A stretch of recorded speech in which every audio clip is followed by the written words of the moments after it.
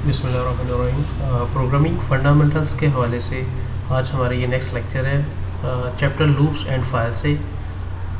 आज के जो लेक्चर है इसमें हम जो टॉपिक्स कवर करेंगे उसमें होगा the increment and decrement operators. उसके बाद सेकंड टॉपिक होगा जी introduction to loops. Third topic हमारा दी व्हाइल लूप। चौथा टॉपिक हम इसमें जो कवर करेंगे होगा the using the while loop for input validation. उसके बाद नेक्स्ट टॉपिक होगा काउंटर्स और जो लास्ट वन हमारा टॉपिक होगा वो होगा दी डू व्हाइल लूप। चलते हैं हम अपने लेक्चर की तरफ। सबसे पहले अपने पहले टॉपिक की तरफ। अच्छा, ये जो सबसे जो पहला टॉपिक था इंक्रीमेंट एंड डिक्रीमेंट ऑपरेटर्स। अब ये जो इंक्रीमेंट और डिक्रीमेंट ऑपरेटर्स है प्रोग्रामिंग के अंदर इनका क्या रोल्स है और ये क्या करते हैं वो देखते हैं। ये जो इंक्रीमेंट ऑपरेटर्स होते हैं जिनको डबल प्लस साइन से प्रोग्रामिंग के अंदर इसको रिप्रेजेंट किया जाता है और इनका काम क्या होता है। इनका काम ये होता है कि ऑपरेंड के अंदर एक डिजिट को एक वैल्यू को ऐड कर देना। मींस ये है इसकी कुछ एग्जांपल्स देख लेते हैं। जैसे कि आपके पास ये लिखा हुआ है x is equal to x plus one. अब इसका मकसद क्या है। इसका मकसद ये होता है कि x के अंदर एक वैल्यू को ऐड कर दिया जाए। यानी कि फर्स्ट की अगर x की वैल्यू 10 है तो 1 ऐड होके इसके अंदर फिर क्या बन जाएगा 11 बन जाएगा। तो ये same as it is programming के अंदर ऐसे ही होगा जैसे कि हम लिख देते हैं x प्लस प्लस। तो यानी कि ये x is equal to x plus one और x प्लस प्लस इन दोनों का पर्पस सेम है। ये इन दोनों की वैल्यू इक्वल आएगी तो ये इसके लिए इस्तेमाल होते हैं। इसी तरह डिक्रीमेंट ऑपरेटर है। डिक्रीमेंट ऑपरेटर का काम क्या होता है। डिक्रीमेंट ऑपरेटर जो है वो इसको डबल माइनस साइन से रिप्रेजेंट किया जाता है प्रोग्रामिंग के अंदर। और ये क्या करता है, ये ऑपरेंड के अंदर से एक वैल्यू को क्या कर देता है, माइनस कर देता है या सब्ट्रैक्ट कर देता है। इसको रिप्रेजेंट कैसे किया जाता है, जैसे कि ये दिखाएं x is equal to X minus one है। हम जो एक्सप्रेशन होती है मैथमेटिकल उसके अंदर ये एक्सप्रेशन लिखते हैं जब हमने x के अंदर एक वैल्यू को ऐड करना होता है। लेकिन प्रोग्रामिंग के अंदर क्या लिखते हैं, प्रोग्रामिंग के अंदर x माइनस माइनस लिख देंगे तो ये इसका भी फंक्शन वही सेम होगा जो ये इस एक्सप्रेशन का फंक्शन होगा। ठीक है, तो लिहाजा ये तो था इंक्रीमेंट और डिक्रीमेंट ऑपरेटर। अब बात करते हैं जी, अब ये प्रोग्रामिंग के अंदर दो तरह से इस्तेमाल होता है। दो तरह से कैसे इस्तेमाल होता है, या तो इसको हम प्रीजिटेंस प्रीजाइड के जरिए यानी कि जिसको हम प्रीफिक्स कहा जाते हैं, या फॉलो के जरिए जिसको हम पोस्ट फिक्स कहा जाता है, ऐसे यूज़ कर सकते हैं। दो तरीक़ों से इस्तेमाल कर सकते हैं, प्रीफिक्स के तौर पे और पोस्ट फिक्स के तौर पे।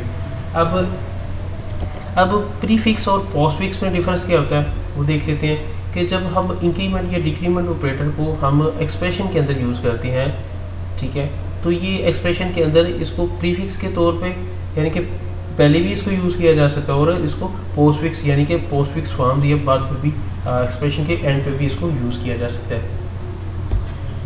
अगर हम प्रीफिक्स के तौर पे इसको यूज़ करें तो क्या करता है इंक्रीमेंट या डिक्रीमेंट ऑपरेटर क्या करेगा, इंक्रीमेंट या डिक्रीमेंट ऑपरेटर पहले एक्सप्रेशन के अंदर क्या करेगा, 1 को ऐड करेगा और फिर उसके बाद जो है वो सारी एक्सप्रेशन एवेल्यूएट होगी। यानी कि पहले क्या होगा, पहले प्रीफिक्स ऑपरेटर जो है ना वो एवेल्यूएट होगा। अगर इंक्रीमेंट तो एक वैल्यू ऐड करेगा, ये डिक्रीमेंट तो एक वैल्यू माइनस करेगा और उसके बाद जो है वो एक्सप्रेशन जो है वो एवेल्यूएट होगी। एक्सप्रेशन उसके बाद एवेल्यूएशन करेगा। इसी तरह अगर पोस्टफिक्स है, पोस्टफिक्स में क्या करते हैं, पोस्टफिक्स में ये करेगा कि जब आपकी वैल्यू जो एक्सप्रेशन है वो सारी एवेल्यूएट हो जाएगी उसके बाद फिर क्या करेगा, उसके बाद फिर एक वैल्यू ऐड या सब्ट्रैक्ट की जाएगी। इसको देख लेते हैं, इसको कैसे, इसको जो है वो जैसे कि लिखा x is equal to x plus one है, कैन बी रिटन एज, इसको हम ऐसे भी लिख सकते हैं। ठीक है, तो ये हमारा कौन सा फॉर्म है। अगर हम x से पहले जो है ना वो डबल प्लस साइन डाल देते हैं तो इसको हम कहेंगे प्रीफिक्स फॉर्म। और इसी तरह अगर x के बाद हम जो है ना वो प्लस साइन 2 दफ़ा लगाते हैं तो फिर ये पोस्टफिक्स फॉर्म बनेगी। इसकी एग्जांपल देख लेते हैं। जैसे कि ये एग्जांपल है हमारे पास, इसको समझने के लिए प्रीफिक्स और पोस्टफिक्स को समझने के लिए और जो है ना वो आपका जो इंक्रीमेंट और डिक्रीमेंट ऑपरेटर को समझने के लिए वो ऐसी है जैसे ऐसे इंक्लूड है, स्ट्रीम है, यूजिंग नेम स्पेस है, std है, मेन फंक्शन है, ये ओपनिंग ब्रेस है, ये क्लोजिंग ब्रेस है। और इसके अंदर सबसे पहले हमने क्या किया, वेरिएबल डिक्लेयर कर लिया int a is equal to 21, यानी कि एक वेरिएबल जो कि हमने a नाम से डिक्लेयर किया उसका डाटा टाइप इंटीजर रखी और उसके अंदर वैल्यू कौन सी स्टोर कर दी, 21 स्टोर कर दिया। इस तरह फिर एक और वेरिएबल डिक्लेयर किया जिसका नाम c रखा, इसकी डाटा टाइप इंटीजर रखी। ये दो वेरिएबल हमने डिक्लेयर कर लिए। अब उसके बाद फिर हमने किया उसके बाद हमने फिर जो है ना इंक्रीमेंट ऑपरेटर यूज़ किया। हमने ये एक्सप्रेशन लिखी C is equal to A plus plus और सेमीकोलन लगा दिया। ये हमने जो है ना वो इंक्रीमेंट ऑपरेटर की पोस्टफिक्स फॉर्म लिख दी है। अब ये क्या करेगा, यहाँ पे हम सबसे उसके बाद फिर हमने क्या किया, output command the, line 1 value of A plus plus is.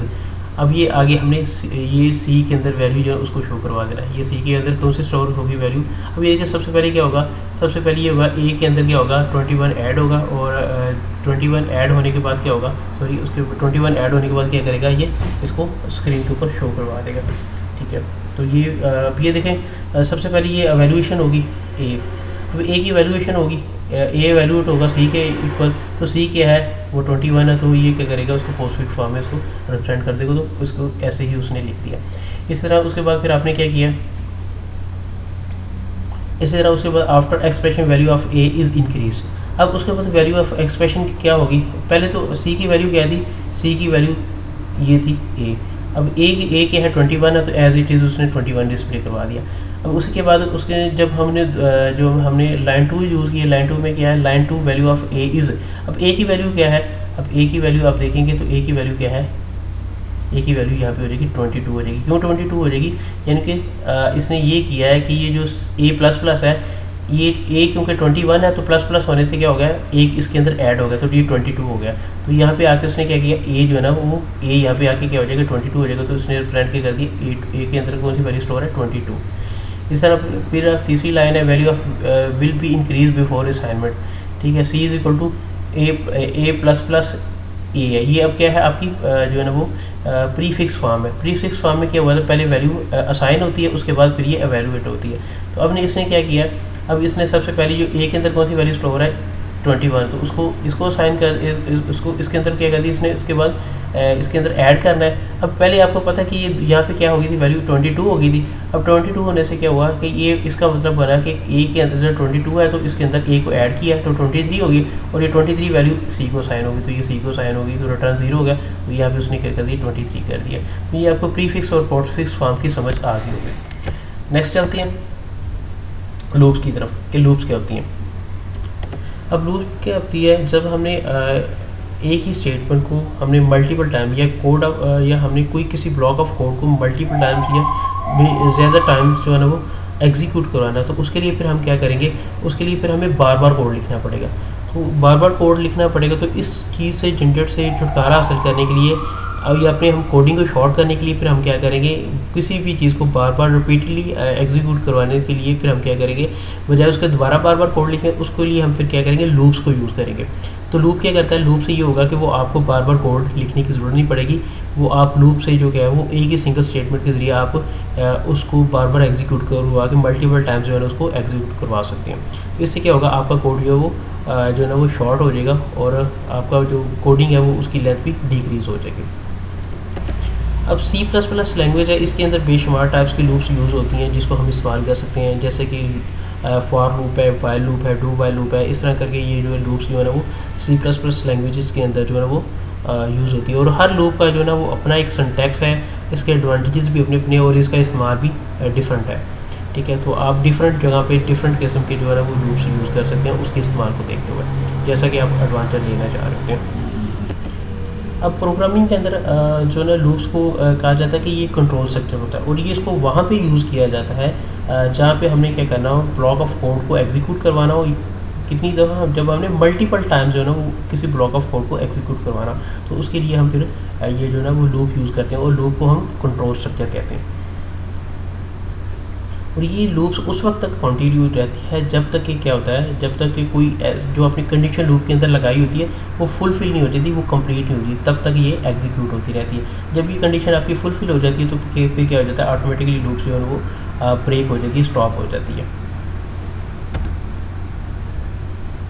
अगर हम टाइप्स की बात करें तो C++ लैंग्वेज के अंदर 3 टाइप्स की लूप्स यूज़ होती हैं। कौन कौन सी, फॉर लूप है, वाइल लूप और डू वाइल लूप। अब इनको हम वन बाई वन करके जो है ना वो इसको ट्रांसक्राइब कर लेते हैं, देख लेते हैं कि इनका इस्तेमाल क्या है और ये इसका सिंटैक्स क्या है, इसको प्रोग्रामिंग कोडिंग के अंदर हम कैसे यूज़ करते हैं। सबसे पहले बात करते हैं जी वाइल लूप की, कि वाइल लूप क्या है। अब वाइल लूप का प्रोग्रामिंग के इस्तेमाल के अंदर इस्तेमाल इसको वहाँ भी किया जाता है जब हमने क्या करना होता है, जब हमने कुछ स्पेसिफिक कंडीशंस जो है वो अप्लाई करनी होती है, और इसको हम जो है ना एंट्री कंट्रोल लूप ही कहते हैं। एंट्री कंट्रोल लूप इसलिए कहते हैं कि जो प्रोग्राम कोडिंग है वो बाद में आती है और उससे पहले जो है ना वो कंडीशन आ जाती है। जब कंडीशन एवेल्यूएट हो जाती है, जब कंडीशन जो है ना ट्रू हो रही होती है, तो देन आपका जो है ना वो प्रोग्रामिंग कोड जो है एग्जीक्यूट होता है। तो इस मीनिंग ये है कि जब तक आपकी कोई कंडीशन वेरीफाई नहीं हो जाती या जब उसको वैल्यूएट नहीं कर लिया जाता, तो उस वक्त तक जो है ना वो आपकी जो लूप है वो रन नहीं होती। तो इसलिए इसको एंट्री कंट्रोल लूप भी कहा जाता है, जो कि एंटर पॉइंट पे होती है। और इसको प्रोग्रामिंग के अंदर या उन प्रोग्राम्स के अंदर इसको या उन हालात में इसको इस्तेमाल किया जाता है जहाँ पे हम जो है ना हमें ये नहीं पता होता है कि ये जो हमने जो बॉडी ऑफ द लूप है ये इसमें कितनी दफ़ा एग्जीक्यूट होता है, कितनी दफ़ा रन होना है, या उसकी नंबर ऑफ ट्रांच का नहीं हमें पता है, इसको हमने कितनी दफ़ा एग्जीक्यूट करवाना है। तो वहाँ पे आपकी जो लूप है उस वक्त तक एग्जीक्यूट रहती है जब तक आपकी जो टेस्ट कंडीशन है वो ट्रू रहती है। जब आपकी टेस्ट कंडीशन जो है ना ट्रू नहीं होती, फुलफिल नहीं होती, तो आपकी क्या होती है, आपकी जो लूप की एग्जीक्यूशन है वो क्या हो जाती है, टर्मिनेट होती है, वहाँ पे ये लूप स्टॉप हो जाती है। तो इसका सिंटैक्स देख लेते हैं, सिंटैक्स क्या है। अब ये देखिए जी, सबसे पहले ये इनिशियलाइजेशन एक्सप्रेशन है, वो देखिए जी, सबसे पहले हम वाइल लगाएंगे, वाइल कीवर्ड यूज़ करेंगे, और ब्रेसेस के अंदर हम जो टेस्ट एक्सप्रेशन है वो देंगे, ठीक है। तो टेस्ट एक्सप्रेशन देने के बाद ये सेमी कॉलन नहीं लगाना, ये याद रखना कि यहाँ पे वाइल लूप के साथ सेमी कॉलन यूज़ नहीं होता। ये ओपनिंग ब्रेस और ये क्लोजिंग ब्रेस, और इसके अंदर हमने क्या कर दिया, ये हमने इसके अंदर जो है वो लूप ऑफ द बॉडी या स्टेटमेंट जो है वो लिख दी है, ठीक है। और ये स्टेटमेंट क्या होगी, ये क्या करेगी, ये इसके बाद ये आपकी जो स्टेटमेंट्स होगी, जो एक्सप्रेशन होगी उसको साथ साथ अपडेट भी करती रहेंगी, और जैसे जैसे अपडेट होती रहेगी और ये दोबारा रीसाइकिल होकर वाइल कंडीशन हर दफ़ा जो है ना वो आपकी क्या होती रहेगी, एवेल्यूएट होती रहेगी। इसकी एग्जांपल देख लेते हैं। अब ये देखें ना, एग्जांपल में हैश इंक्लूड आईओस्ट्रीम है, यूजिंग नेम स्पेस एससीडी है, इंट मेन है, ओपनिंग ब्रेस क्लोजिंग ब्रेस है। सबसे पहले क्या किया हमने, वेरिएबल इनिशियलाइजेशन की और डिक्लेरेशन कर दिया। Int i is equal to 0 लिखा है, यानी कि आई वेरिएबल डिक्लेयर किया, उसके अंदर वैल्यू 0 लिखी और इसकी डाटा टाइप इंटीजर रखी। ये हमने क्या कर दिया, इनिशियलाइजेशन ऑफ एक्सप्रेशन कर दिया। इसके बाद हमने क्या किया, वाइल लूप की कंडीशन लगाई, वाइल लिखा, और ब्रेसेस के अंदर क्या लिख दिया हमने, आई लेस देन 5, यानी कि ये उस वक्त ये कब तक ट्रू रहेगी, जब तक जो है ना वो 5 की वैल्यू जो है ना 5 नहीं हमें गेट हो जाता, यानी कि ये जब तक ये अगर 5 हो जाएगा तो ये वैल्यू क्या हो जाएगी, हमारी फॉल्स हो जाएगी, तो ये वैल्यू ट्रू होगी। तो ये जब तक 4 रहेगा, 4 तक ये जो है ना वो ट्रू रहेगी। ये हमारी टेस्ट एक्सप्रेशन है।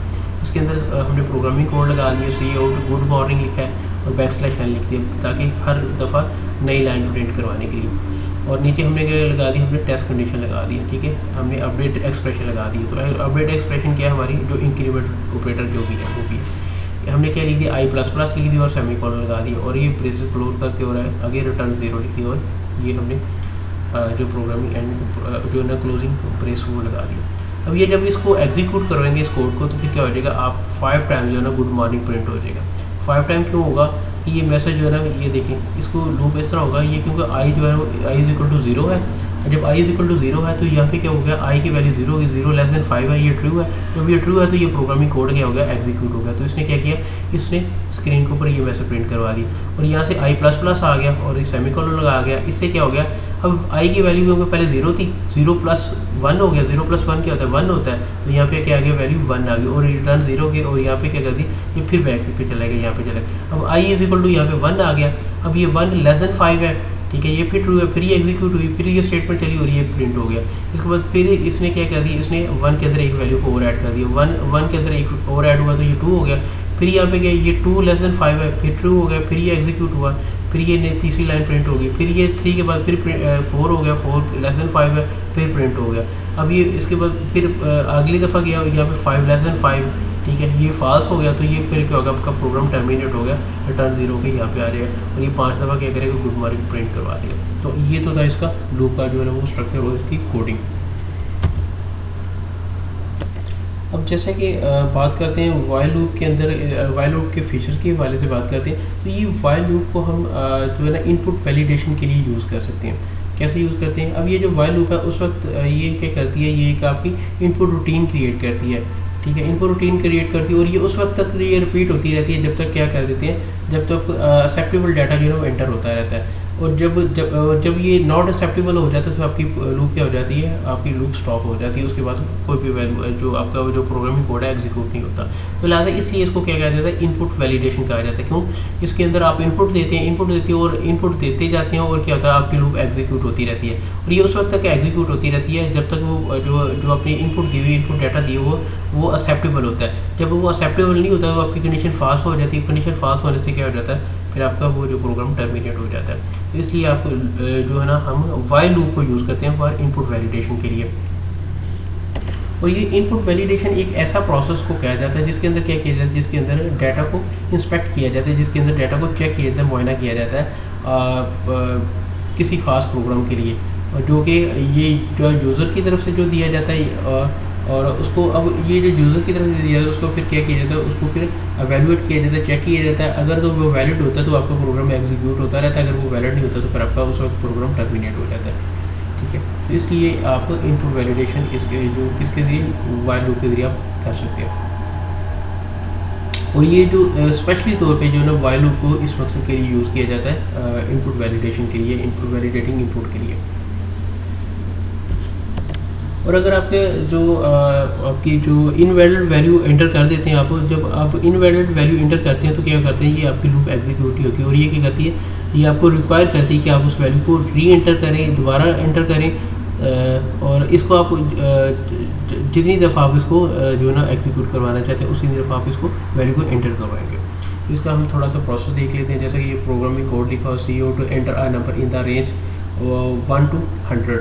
जैसे कि स्क्रीन को प्रिंट करवाने के लिए enter a number in the range 1 to 100, यानी कि 1 से लेकर 100 तक आपने क्या करना है, नंबर इनपुट लिखना है। ठीक है, और आगे हमने क्या करना है ना, नंबर देना है। वो नंबर कीबोर्ड से दिलवाने के लिए फिर हम क्या करेंगे, सी इन लिखेंगे, नंबर लिखेंगे, नंबर लिखेंगे। इससे क्या होगा, नंबर को गेट करेगा। और हमने आगे वाइल लूप लगा दी, वाइल नंबर लेस देन 1, यानी कि अगर नंबर लेस देन 1 से लेस देन है और ये और साइन है, और नंबर ग्रेटर देन 100 और 100 से बड़ा है, तो फिर क्या हो जाएगा, फिर आपका ये क्या करेगा, ये स्क्रीन के ऊपर मैसेज प्रिंट करवाए, error enter a valid in the range 1 to 100, यानी कि आपने वैलिड जो है इनपुट नंबर वैलिड इंटर नहीं किया। ठीक है, तो ये ऐसे करेगा। और ये सीन आपने नंबर लिख दिया, इससे नंबर आप गेट कर लेंगे और ये गेट हो गया। तो ये आपके इसका थोड़ा सा प्रोसेस इसका है। ये कि देखिए जी, यहाँ पे आपकी इनपुट आ रही है, उसने क्या किया, आगे कंडीशन है रीड द फर्स्ट वैल्यू, इसने फर्स्ट वैल्यू को रीड किया।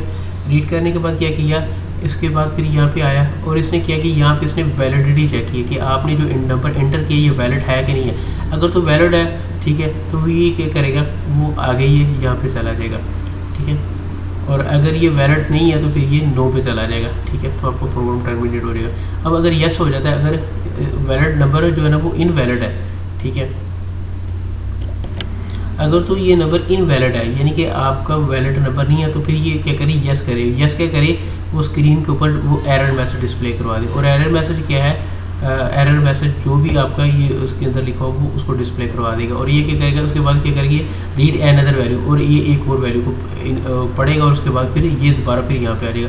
फिर ये चेक होगी कंडीशन चेक होने के बाद अगर ये फिर इनवैलिड नंबर होगा फिर ये मैसेज डिस्प्ले करवाएगा। अगर ये वैलिड नंबर नहीं होगा, वैलिड होगा, तो फिर ये नो पे चला जाएगा। आपका नो वाली साइड पे अगर कोई आपका प्रोग्रामिंग कोड है तो एग्जीक्यूट हो जाएगा, अदरवाइज आपका प्रोग्राम क्या हो जाएगा, एग्जिट हो जाएगा।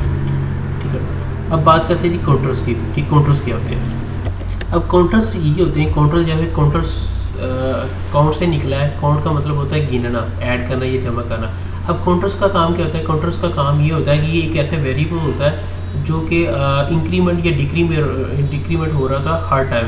जितनी दफ़ा आपकी लूप इटरेशन हो रही थी, जितनी दफ़ा आपका लूप का सर्कल घूम रहा होता है, उतनी दफ़ा आपका वो ये जो वेरिएबल है ये एक वैल्यू इंक्रीज़ हो रहा था या एक वैल्यू डिक्रीज़ हो रहा था। जो आप अगर इंक्रीमेंट ऑपरेटर यूज़ करेंगे तो ये इंक्रीज़ हो रहा होगा, अगर आप डिक्रीमेंट ऑपरेटर यूज़ करेंगे तो ये आपका जो काउंटर वेरिएबल ये डिक्रीज़ हो रहा होगा। ठीक है, तो ये जितनी दफ़ा आप लूप, और इससे क्या होता है, इससे आप जो है ना लूप को कंट्रोल करते हैं कि इतनी दफ़ा लूप इटरेट्स जो है ना हो रही होती है। तो ये काउंटर्स ही का काम होता है कि लूप्स को जो है ना मैनेज करना। और ये काउंटर्स जो है ना ये प्रोग्रामिंग के अंदर इसका बहुत ज़्यादा इंपॉर्टेंट रोल है, क्योंकि इसी से जो है ना वो प्रोग्राम का जो इटरेशंस है उसको हम कंट्रोल कर रहे होते हैं, और इससे ही हम जो है ना वो चेक कर रहे होते हैं ये प्रोग्राम कितनी दफ़ा एग्जीक्यूट होगा, इसको कितनी दफ़ा एग्जीक्यूट करवाना है। ये काउंटर ही के जरिए जो ना प्रोग्राम की जो है ना फ्लो को कंट्रोल किया जाता है, ये इसके सर्कल्स को भी कंट्रोल किया जाता है। फॉर एग्जाम्पल मिसाल के तौर पे आप एक प्रोग्राम है जिसके अंदर आप ये करना चाह रहे हैं, जिसके अंदर एक नंबर है जिसको आप 1 नंबर से 10 तक जो है ना वो आप उसके जो उसको प्रिंट करवाना चाह रहे हैं, उसके जो है ना वो इसके अलावा उसके स्केयर को प्रिंट करवाना चाह रहे हैं। तो इसके अंदर फिर लूप एटरेट कितने टाइम से एग्जीक्यूट होगा, 10 टाइम एग्जीक्यूट होगा। और ये कैसे 10 टाइम एग्जीक्यूट होगा, काउंटर्स के लिए ऐड होगा, क्योंकि काउंटर ही है जो इसको इसकी एग्जीक्यूशन को कंट्रोल कर रहा होता है। मिसाल के तौर पे आपके पास एक नंबर है, ये एक प्रोग्राम है, this program displays the number 1 through 10 and their square. ये प्रोग्राम आपने लिखना है जिसके अंदर 1 से लेकर 10 तक आपने गिनती लिखनी है, नंबर्स लिखनी है, और नंबर्स के साथ साथ उसके आपने स्केयर्स लिखने हैं। तो इसके लिए आप क्या करेंगे, ये हैश इंक्लूड आईओस्ट्रीम है और using name space T and main है। यहाँ पे आपने के लिखी है इनिशियलाइजेशन के लिए आपने काउंटर की, तो काउंटर की इनिशियलाइजेशन की int num is equal to 1 semicolon, ठीक है। तो ये आपने काउंटर आपने नम नाम का एक काउंटर बना दिया जिसके अंदर वैल्यू कौन सी स्टोर करवा दी 1। और उसके बाद आपने आउटपुट स्टेटमेंट दी है, नंबर स्केयर्स बैकस्लैश n दे दिया, ये लिखी है। ये लिखने के बाद आपने क्या किया, यहाँ पे अगला कोड लिखा है सी आउट, और ये आगे आपने ये जो ना स्पेस दे दी है। इससे क्या हो जाएगी, ये आपकी स्पेस प्रिंट हो जाएगी, ये वाली ये प्रिंट हो जाएगी, ये डॉट्स प्रिंट हो जाएगी। उसके बाद आपने लूप लगा दी while num less than is equal to 10, आपने कंडीशन लगा दी कि ये लूप इतनी दफ़ा एग्जीक्यूट होगी, इससे ज़्यादा नहीं होगा। तो अब देखिए नंबर की वैल्यू 1 है, जब 1 जो है ना वो लेस देन है किससे 10 से, तो कंडीशन ट्रू है, तो ये ट्रू होने से क्या होगी, ये आपकी ये वाली कंडीशन, ये प्रोग्रामिंग कोड एग्जीक्यूट हो गया। तो ये प्रोग्राम एग्जीक्यूट हो गया। उसके बाद क्या हो गया, यहाँ पे अब नम के साथ क्या होगा, नम की वैल्यू 1 थी, 1 के अंदर क्या हो गया, नम एक और ऐड हो गया, तो ये 2 हो गया। तो ये 2 होने से क्या हो गया, इसने नंबर को प्रिंट करवा दी, ये प्रिंट कर अब 2 को प्रिंट हो गया, फिर ये एग्जीक्यूट हुई लूप, फिर ये एग्जीक्यूट हुआ, इसने क्या कर दिया, इससे क्या किया, इसका स्केयर ले लिया। अब स्केयर ले लिया, यहाँ पे उसने क्या कर दिया, उसका स्केयर प्रिंट कर दिया, ठीक है। इससे स्केयर लेके वो उसको प्रिंट करवा देगा, ठीक है, क्योंकि ये नम प्लस नम लिख दिया। तो 2 प्लस क्या होता है, 2 हो जाता है, ये 4 हो जाता है, ये उसने 4 प्रिंट कर दिया, ठीक है। इसी तरह फिर ये नंबर आया, फिर इसके और वेटेड के इस तरह ये 10 टाइम्स जो है वो ये 10 टाइम्स यहाँ से नंबर ऑफ लूप्स यानी कि कितनी दफ़ा इटरेशन होगी, ये 10 टाइम्स होगी, तो ये 10 टाइम्स जो है वो प्रिंट करवा देगा। उसी तरह 10 टाइम उसके स्क्वेयर भी प्रिंट करवा देगा, तो वैल्यूज भी इंक्रीज होती जाएगी। तो ये था इसका काउंटर्स का फंक्शन। नेक्स्ट हमारी लूप है जी डू वाइल लूप। अब डू वाइल लूप क्या होती है, अब जो डू वाइल लूप है ये एग्जिट कंट्रोल लूप है। एग्जिट कंट्रोल लूप से मुराद क्या है कि ये जो आपका कंट्रोलिंग लूप वाली जो एक्सप्रेशन होगी वो एग्जिट पॉइंट होगी, यानी कि इससे मुराद ये होगा कि टेस्ट कंडीशन जो है ना वो पहले जो है ना वेरीफाई कब होगी, जब आपकी जो है ना लूप जो एग्जीक्यूट होगी। पहले आपकी लूप एग्जीक्यूट होगी, लूप एग्जीक्यूट होने के बाद एंड जो प्रोग्राम बॉडी होगी उसके एंड के ऊपर फिर ये लूप होगी और ये टेस्ट कंडीशन वहाँ पे होगी, फिर जाके टेस्ट कंडीशन वेरीफाई होगी। तो इससे क्या होगा, इसमें ये होगा कि डू वाइल लूप के अंदर कम से कम आपकी लूप जो है ना वो एक दफ़ा लाजमी तौर पे एग्जीक्यूट होगी, ठीक है। क्यों एग्जीक्यूट होगी, उसकी वजह ये है कि आपकी जो टेस्ट कंडीशन है आपका प्रोग्राम बॉडी पहले आएगी और प्रोग्राम बॉडी आने के बाद जो है ना वो एंड के ऊपर कंडीशन आएगी और वहाँ पे जाके कंडीशन चेक होगी। और टेस्ट कंडीशन का काम क्या होता है, टेस्ट कंडीशन का काम होता है ये चेक करना कि ये आपकी लूप ट्रू है या फॉल्स है। और बेसिकली यही थोड़ा सा एक डिफरेंस है वाइल लूप और डू वाइल लूप के अंदर, कि वाइल लूप के अंदर क्या होता है कि जो टेस्ट कंडीशन है वो पहले आ जाती है और उसके बाद जो है ना वो जब अगर आपकी जो टेस्ट कंडीशन ट्रू होगी, आपकी एक्सप्रेशन ट्रू होगी, तो देन आपकी जो बॉडी वो एग्जीक्यूट होगी। अदर आपकी जो कंडीशन ट्रू नहीं होगी तो आपकी वैल्यू एग्जीक्यूट, आपकी जो बॉडी वो एग्जीक्यूट नहीं होगी। जबकि डू वाइल लूप के अंदर क्या होता है, डू वाइल लूप के अंदर ये होता है कि आपकी बॉडी जो है ना वो पहले आती है, या जो लूप की बॉडी वो पहले आती है, लूप की बॉडी पहले आने के बाद जो कंडीशन जो है ना वो आपकी टेस्ट एक्सप्रेशन एंड के ऊपर आती है। तो इससे क्या होता है, इससे ये होता है कि डू वाइल लूप के अंदर जो आपकी जो बॉडी आती है वो एक दफ़ा लाजमी तौर पर एग्जीक्यूट हो जाती है, उसके बाद जो आपकी कंडीशन वेरीफाई होती है, टेस्ट कंडीशन आती है, टेस्ट होता है।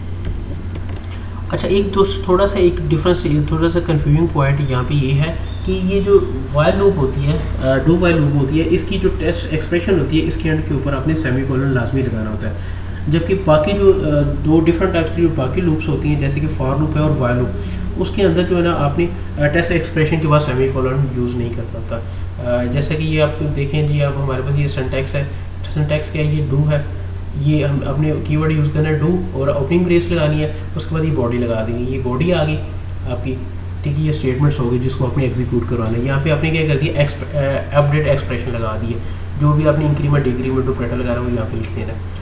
उसके बाद जो है ना, जब ये बॉडी जो लूप की ख़त्म हो जाएगी, उसके बाद फिर एंड पे जाके वो वाइल कंडीशन लगानी है, और वाइल कंडीशन लगा के अपने यहाँ पे टेस्ट एक्सप्रेशन दे दी है। टेस्ट एक्सप्रेशन के बाद ये याद रखना कि यहाँ पे आपने सेमी कॉलन लाजमी यूज़ कर रहे हैं, ठीक है। और आपने जो वाइल लूप है उसके अंदर जो टेस्ट एक्सप्रेशन के बाद सेमी कॉलन नहीं यूज़ होगा, जबकि फॉर लूप के अंदर भी सेमी कॉलन यूज़ होता है। यानी कि दो लूप्स के अंदर सेमी कॉलन यूज़ होता है, जबकि एक लूप जो कि वाइल लूप है उसके अंदर सेमी कॉलन यूज़ नहीं होता। ये आपने याद रखना है। और वाइल और डू वाइल लूप के अंदर बेसिक डिफरेंस यही है कि जो वाइल लूप है, वाइल लूप के जो शुरू में ही टेस्ट कंडीशन एक्सप्रेशन आ जाती है, अगर वो ट्रू होती है तो देन आपकी जो बॉडी वो एग्जीक्यूट होती है, अगर वो ट्रू नहीं होती तो आपकी बॉडी एक दफ़ा भी एग्जीक्यूट नहीं होती। जबकि डू वाइल लूप के अंदर टेस्ट कंडीशन जो है ना वो आपकी एक्सप्रेशन वो एंड पे आती है, इसलिए लिहाजा जो है ना आपकी जो बॉडी होती है वो एक दफ़ा लाजमी तौर पे एग्जीक्यूट हो जाती है, और देन आपकी जाके जो है ना वो टेस्ट एक्सप्रेशन जो वो आती है, उससे जो है ना वो आपको अवेलुएट करते हैं कि ट्रू है या नहीं ट्रू। तो लिहाजा ये एक बेसिक डिफरेंस था वाइल और डू वाइल लूप के अंदर। इसकी एग्जांपल देख लेते हैं। जैसा कि सबसे पहले आपने प्री प्रोसेसर डायरेक्टिव है, हैश इंक्लूड आईओस्ट्रीम है, यूजिंग नेम स्पेस एससीजी है, इंट मेन है। यहाँ पे आपने क्या किया, सबसे पहले इनिशियलाइजेशन कर लिया, int i is equal to 2 लिख दिया, ठीक है। यानी कि आपने एक आई वेरिएबल बनाया जिसकी डाटा टाइप इंटीजर रखी, उसके अंदर वैल्यू को स्टोर करवा दी, 2 वैल्यू स्टोर करवा दी। उसके बाद आपने डू लिखा, कीवर्ड डू, इसी तरह सेम एज इट इज़ लिखा, सिंटैक्स को ज़हन में बस माइंड में रखिएगा। यहाँ उसके बाद ओपनिंग ब्रेस लगा दिया, ओपनिंग ब्रेस के बाद आपने आउटपुट स्टेटमेंट लिखी सी आउट, और आगे आपने क्या प्रिंट करवा दी, गुड मॉर्निंग बैकस्लैश एन, इससे क्या होता है न्यू लाइन लिखी, और आपने इसको आपने क्लोज कर दिया, एंड पे सेमीकोलन लगा दिया, ठीक है। उसके बाद आपने क्या किया, यहाँ पे आपने जो है ना अपडेट एक्सप्रेशन लिखनी है। अपडेट एक्सप्रेशन क्या थी, यहाँ पे इंक्रीमेंट डिक्रीमेंट ऑपरेटर आपने लिखना है, आई प्लस प्लस लिख दिया और सेमीकोलन लगा दिया, ठीक है। और उसके बाद जो है ना जब भी आपने इसको क्लोज कर लिया, बॉडी को बंद कर दिया, वो क्लोजिंग ब्रेस लगाई, क्लोजिंग ब्रेस लगाने के बाद आपने क्या किया, वाइल कंडीशन लगा दी। अब वाइल क्या है, वाइल एक्सप्रेशन लगा दिया, इसको जो आप test expression while i less than 1, यानी कि आई लेस देन 1, ये कब तक ट्रू रहेगा, जब तक कि आई के अंदर जो है ना वो 1 से वैल्यू कम होगी, ठीक है। और 1 से वैल्यू कम होगी, उसके बाद सेमीकोलन लगा दी, रिटर्न 0 कर दिया। अब ये देखिए यहाँ पे, क्योंकि यहाँ पे 2 है, यहाँ पे 2 है, अब 2 हुआ, 2 पे हुआ, ये वैल्यू के अंदर 2 आ गया, 2 के अंदर ये प्रोग्राम में वैल्यू जो है एग्जीक्यूट लाजमी तौर पर एक दफ़ा लाजमी होगी। अब ये देखिए 2 + 1 क्या हो गया, ये 3 हो गया, यहाँ पे आया वाइल के अंदर ये 3 लेस देन 1, अब 3 लेस देन 1 ये फॉल्स हो गया। अब जब फॉल्स हो गया तो लिहाजा ये दोबारा रोटेट होकर स्टार्टिंग पे नहीं जाएगा, बल्कि प्रोग्राम एग्जीक्यूट हो जाएगा, और यहाँ पे आपका गुड मॉर्निंग ही रहेगा, ठीक है। तो ये तो था आपका जो है ना वो डू वाइल लूप और इसकी एग्जांपल। तो आई होप सो कि आपको जो है ना वो ये सारा लेक्चर ना बड़ा इजी लगा होगा और आपको समझ भी आई होगी। तो आज के जो लेक्चर में हमने वाइल लूप और डू वाइल लूप और काउंटर्स के हवाले से जो है ना और हमने वो मुख्तलिफ किस्म के टॉपिक्स देखे हैं, जिसमें हमने इंक्रीमेंट और डिक्रीमेंट ऑपरेटर को भी देखा है। तो ये बेसिक सा जो है ना इंट्रोडक्टरी सा हमारा लेक्चर था। इसमें मैंने एग्जांपल्स भी बहुत इजी सी इंक्लूड की हैं ताकि आप जो इसको ईज़िली समझ सकें। तो आई होप सो कि आपको लेक्चर पसंद भी आया होगा और आपको ईजी भी लगा। तो आज के लेक्चर तक के लिए इतना ही है, ठीक है। नेक्स्ट लेक्चर में हम जो है ना वो फॉर लूप देखेंगे और इसके अलावा नेस्टेड लूप देखेंगे। बाकी जो भी टॉपिक्स होंगे वो हम नेक्स्ट लेक्चर में जो है ना वो कवर करेंगे, ठीक है। तो अगर किसी किस्म की अगर कोई क्वेरी हो तो आप जो है ना वो मुझे ईमेल एड्रेस पे मुझे कांटेक्ट भी कर सकते हैं, ईमेल कर सकते हैं मुझे। मेरा नीचे कांटेक्ट नंबर भी लिखा हुआ है, यहाँ पे आप मुझे व्हाट्सएप इसी पे यूज़ हो रहा है, इस पर आप मुझे व्हाट्सएप भी कर देते हैं। कोई भी क्वेरी तो आप मुझसे जो है ना पूछ सकते हैं, ठीक है। तो लिहाजा आज के लेक्चर के लिए मुझे इजाज़त दीजिए, नेक्स्ट लेक्चर तक के लिए इजाज़त दीजिए। अल्लाह।